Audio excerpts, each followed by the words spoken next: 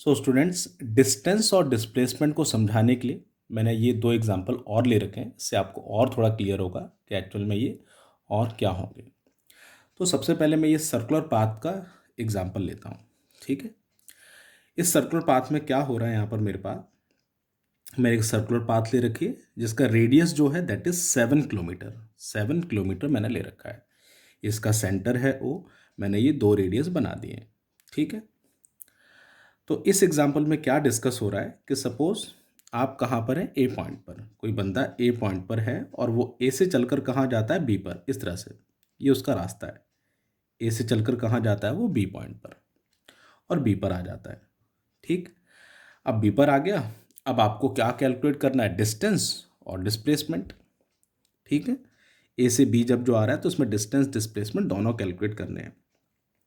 तो डिस्टेंस क्या होता है, it is the actual length of path. तो डिस्टेंस तो क्या होगा यहाँ पर, ए बी, ये जो आर्क बन रही है उसका डिस्टेंस, उसकी लेंथ जो होगी वही डिस्टेंस होगा। होगा नहीं होगा। और डिस्प्लेसमेंट क्या होगा, इनिशियल और फाइनल पॉइंट के बीच का शॉर्टेस्ट डिस्टेंस। तो ये ए बी जो होगा वो क्या होगा, वो डिस्प्लेसमेंट होगा।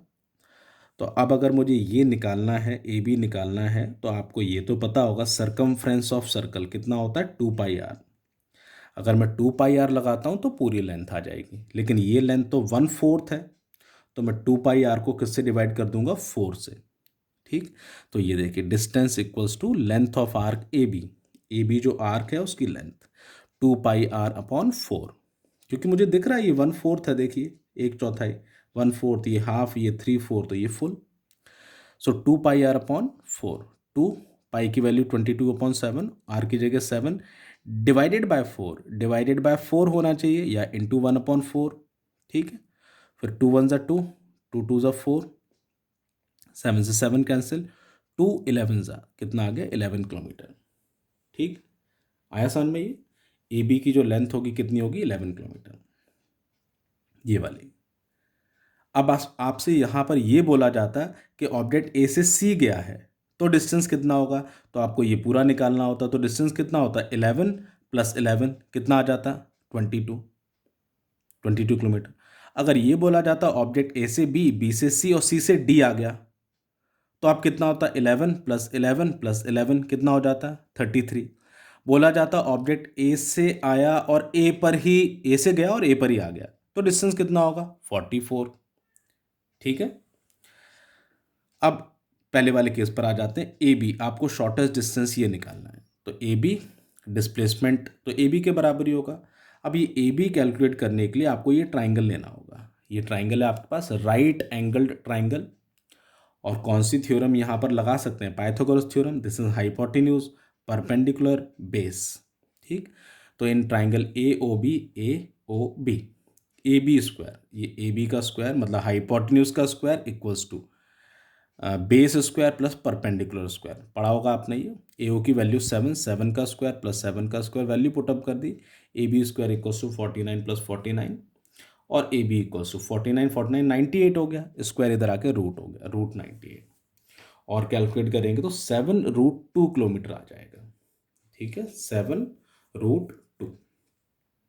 तो ये डिस्प्लेसमेंट हो गया और ये डिस्टेंस हो गया ए बी के लिए जब ए से बी मूव करता है। क्लियर है एकदम ये। इसी में कंडीशन ले लेते हैं A to C. A to C, A to C जाएगा तो डिस्टेंस इक्वल्स टू होगा length of arc A C. A C की लेंथ पूरी वो किसके बराबर होगी, 2 पाई आर अपॉन 2, क्योंकि ये तो हाफ लेंथ है। 2 pi R upon 2, value put up करेंगे 22 किलोमीटर, और बाकी मैं एक्सप्लेन कर चुका था अभी आपको। और डिस्प्लेसमेंट क्या होगा, इनिशियल पॉइंट और फाइनल पॉइंट के बीच का शॉर्टेस्ट डिस्टेंस। इनिशियल पॉइंट क्या है, ए, फाइनल पॉइंट क्या है, सी। तो ए सी, ए सी किसके बराबर होगा, ए ओ प्लस ओ सी। ए ओ प्लस ओ सी मतलब 7 + 7 कितना आ गया, 14 किलोमीटर। आ रहा है समझ में। अगर इन दोनों केस में देखा जाए तो डिस्टेंस डिस्प्लेसमेंट से ज़्यादा है, greater. Distance is greater than displacement. इसमें भी distance is greater than displacement. और अगर इसमें अब ये होता, क्या होता, ऑब्जेक्ट ए से स्टार्ट किया और ए पर ही आ गया, तो डिस्टेंस कितना होगा, डिस्टेंस होगा 2 pi are, 2 × pi × are, 44 kilometre आएगा ये। डिस्प्लेसमेंट कितना होगा, ए से चला ए पर ही आ गया, तो डिस्प्लेसमेंट कितना हो जाएगा, इनिशियल पॉइंट कौन सा है ए, फाइनल पॉइंट कौन सा है ए, इनिशियल और फाइनल दोनों सेम है, तो डिस्प्लेसमेंट कितना होगा, 0 किलोमीटर। ठीक है,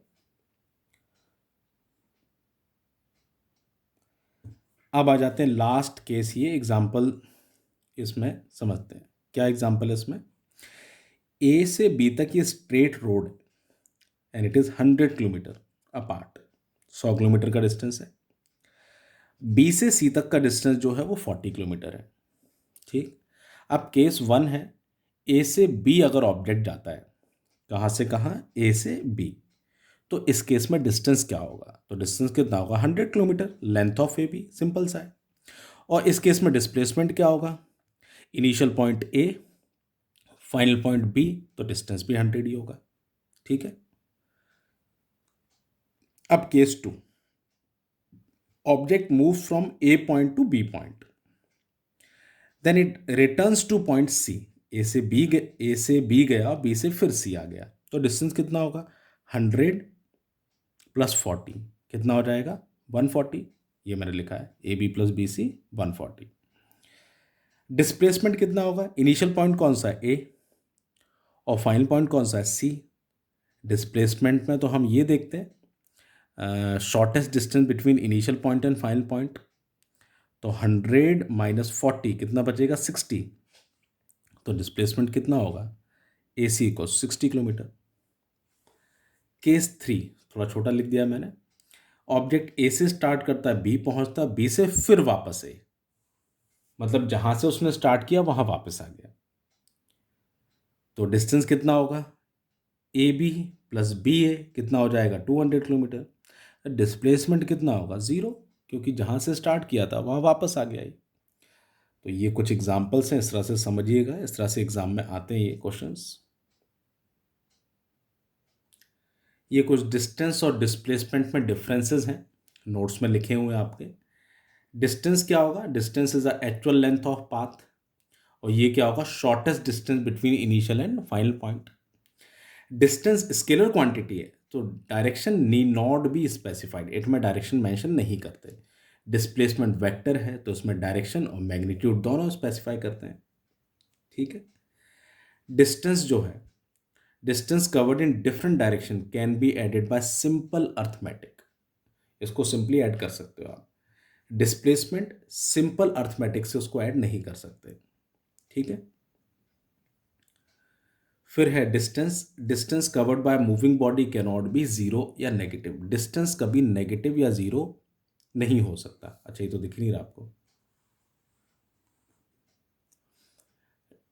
डिस्टेंस कभी भी नेगेटिव या जीरो नहीं होता। डिस्प्लेसमेंट जीरो या नेगेटिव हो सकता है, जीरो का तो हमने देख लिया इनिशियल और फाइनल पॉइंट वाला, नेगेटिव का हम आगे देखेंगे एक और एग्जांपल। डिस्टेंस स्केलर क्वांटिटी है और displacement it is a vector quantity.